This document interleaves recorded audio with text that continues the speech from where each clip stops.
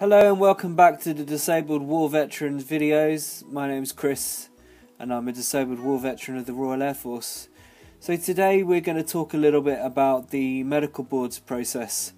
I had numerous medical boards while I was serving to permanently reduce my medcat, and this was owing to the fact that my medical status was up and down like a yo-yo, so I went to med boards probably half a dozen times in total.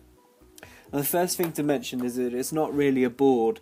It's not like you go in and there's a board of officers that you sit down in front of and have to state your purpose of being there, and it's like an interrogation.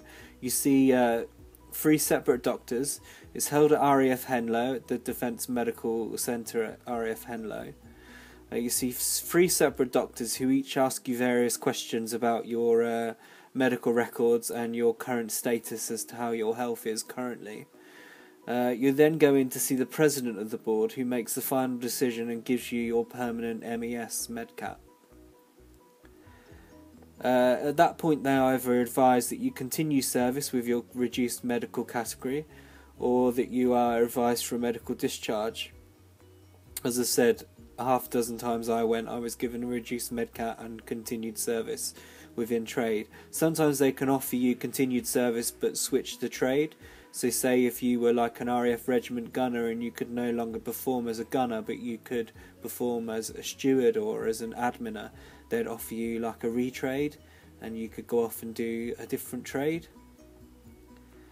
So as I said, I was often advised to continue service within my trade.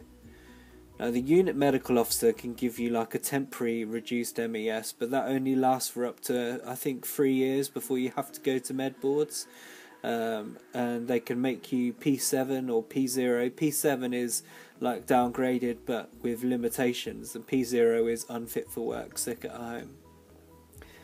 This happened to me, as I said, many times up to my final med board, which was in 2014, when I was given a P0 medcat, sick at home, and told basically that I would be medically discharged and to prepare for discharge. A discharge was recommended, and it was at that point that I engaged with Help for Heroes and went on the core recovery events, which is like resettlement for people who are leaving with a reduced medical category, and I'll talk about that in a later video. So that's all I really have to say about med boards. I mean, if anyone has any questions about med boards, they're either looking at going to a med board or are just interested in more details about how the process works, feel free to leave a comment and I'll answer your questions as best I can. It can be an incredibly stressful and daunting experience to go through, but it really needn't be. It's nothing to be too worried about. And as I said, it's absolutely not a formal board of officers where you sit down at a table where there's 3 gentlemen on one side and you on the other side, and you have to give an account of yourself and they make a then and there hard and fast decision on your career. It doesn't work like that. So that summarises this video. It's a short video, but not much to say about med boards. If you'd like to leave a comment, as I said, please do. If you are interested in this topic, please leave a like, a thumbs up or upvote. It really helps me out. And I hope to see you soon in the next video. Cheers, bye.